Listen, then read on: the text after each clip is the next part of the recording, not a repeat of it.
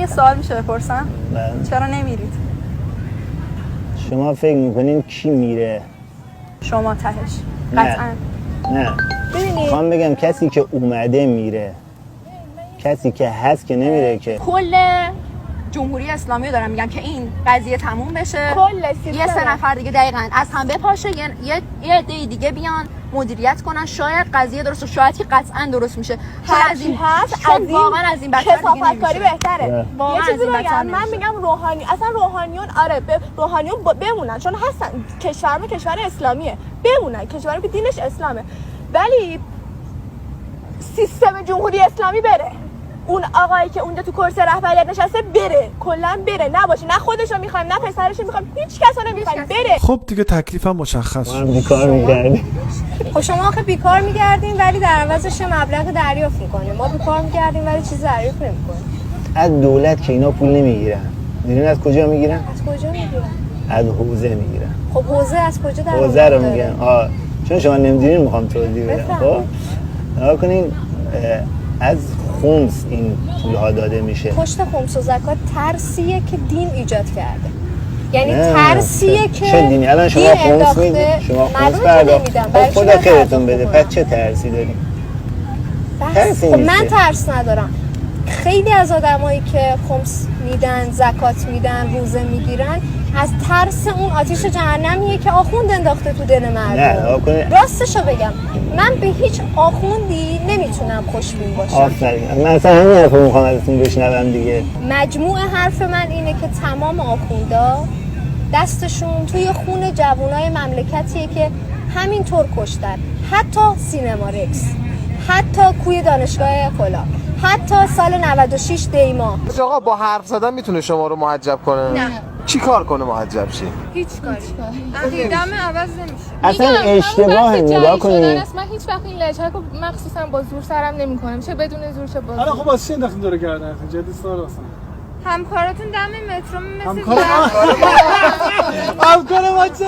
نگاه این شیشه مدوخت دیگه، یعنی اینقدر طبیعیه. شما ببین اصلا خیلی طبیعی.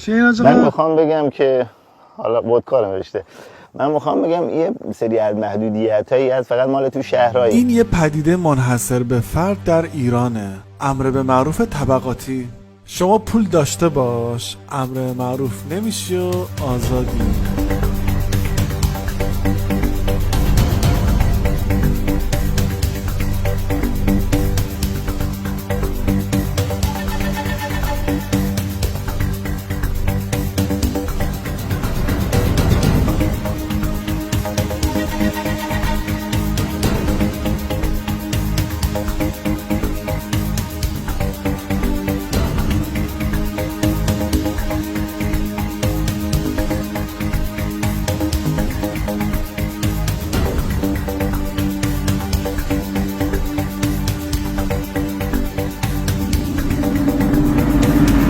واقعا بسم الله.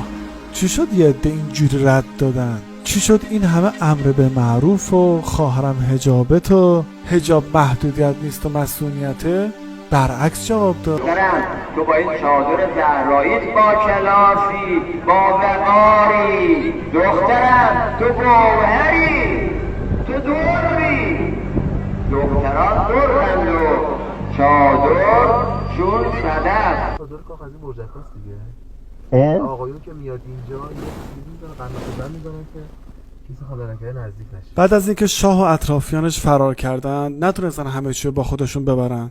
یه چیزایی موند اینجا مثل کاخایی که توش عیاشی میکردن. قانون کشورمون میگه که کاخا باید موزه بشه، درس عبرتی بشه برای بازماندگان. چه هلیکوپتر نمیشه از بالا نشون بدی؟ پیدا سر هلیکوپتر نه واسه تصویر. مثلا کاخ لطیان با اون موقعیت استراتژیکش دست ریاست جمهوریه.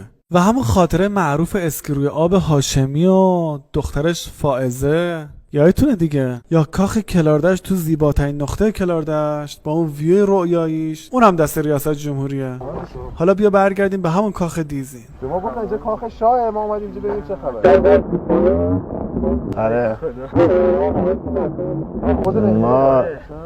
ما مهمون آقایون بودیم. حالا شاید آقایون ما رو ببینن دوست داشته شما رو دعوت کنن.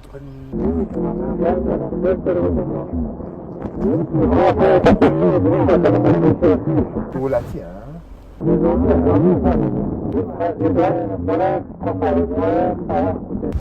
سلام آقا.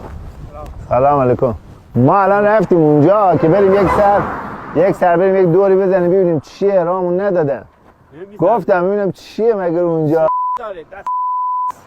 مگه داره خب. کار میکنه اونجا؟